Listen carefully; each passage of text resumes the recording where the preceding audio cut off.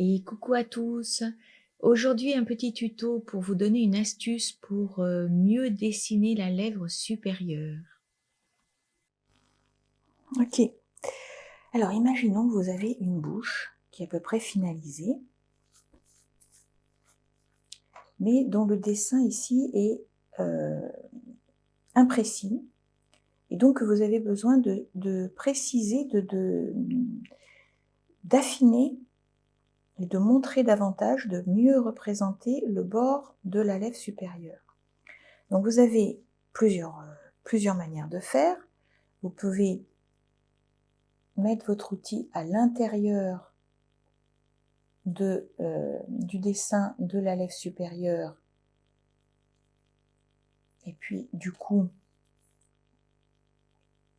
de montrer comme ça que la lèvre supérieure commence là, enfin le dessin, le rouge en fait est là, donc vous pouvez mettre votre outil à plat à l'intérieur de la lèvre, ça la dessine, vous voyez, on voit bien que ça c'est le rouge de la lèvre.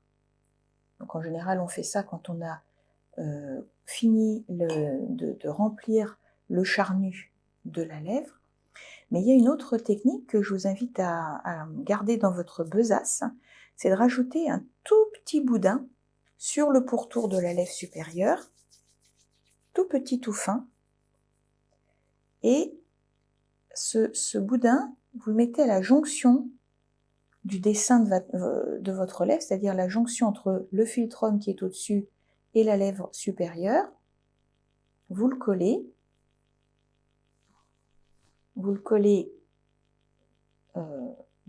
entre les deux en fait, et vous allez laisser un bourrelet apparaître en tout en l'atténuant au-dessus et en dessous.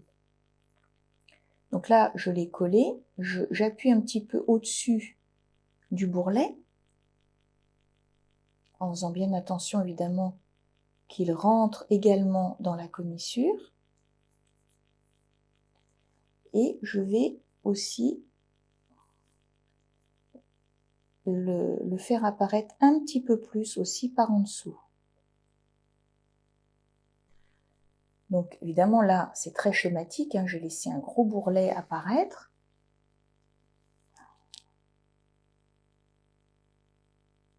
Surtout le principal c'est de faire rentrer tout ça dans la commissure, hein, je le dis toujours. Et donc vous voyez, le bourrelet il commence au niveau de l'arc de Cupidon, là, petit bourrelet, et il continue. Il fait tout le tour, tout le contour de la lèvre supérieure, en volume on va dire. Et après, il faut évidemment l'atténuer un petit peu au pinceau.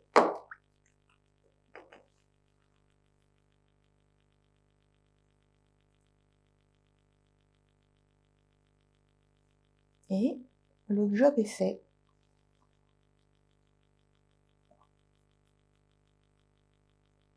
Vous voyez que ça rajoute une dimension entre juste appuyer avec votre outil pour démarquer, pour délimiter, pour définir le dessin de la lèvre en dessous par rapport à la chair qui est au-dessus, et la petite différence qu'il y a à rajouter un boudin, c'est vraiment encore mieux en fait, hein, ça donne encore plus de volume, encore plus de véracité, de réalisme à votre dessin de lèvres. Pour illustrer ce que je viens de vous expliquer, je vais vous montrer ce que j'ai mis en place sur le buste, en l'occurrence là de Tom Cruise, que je suis en train de terminer.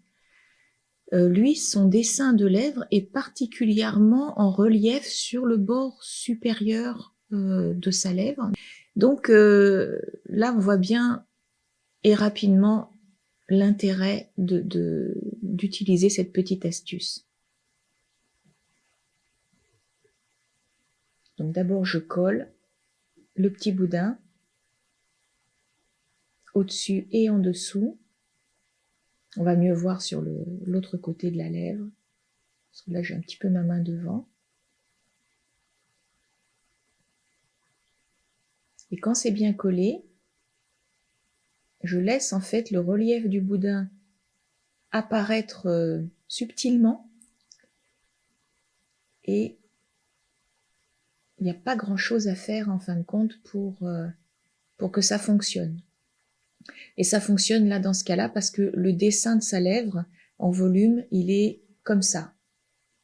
On voit la lèvre supérieure se dessiner avec la lumière qui tombe là sur le relief.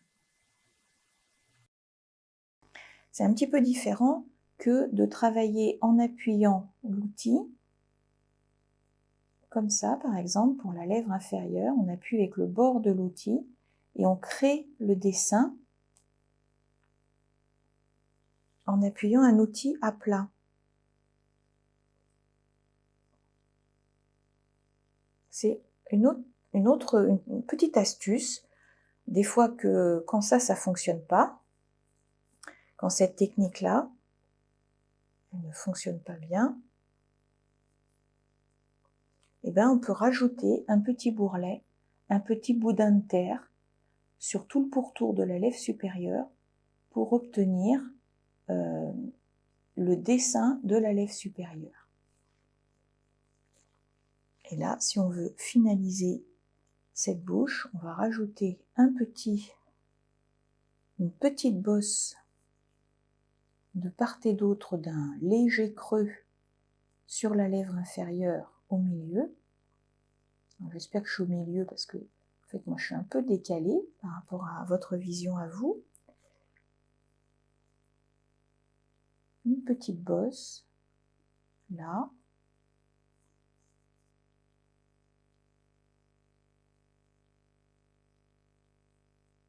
Une petite bosse là.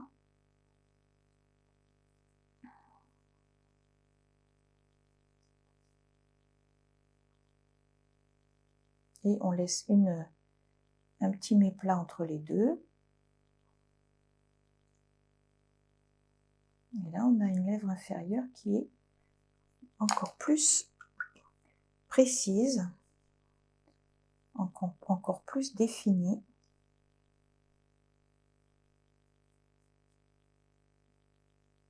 Parce qu'on a ces deux petites bosses de part et d'autre.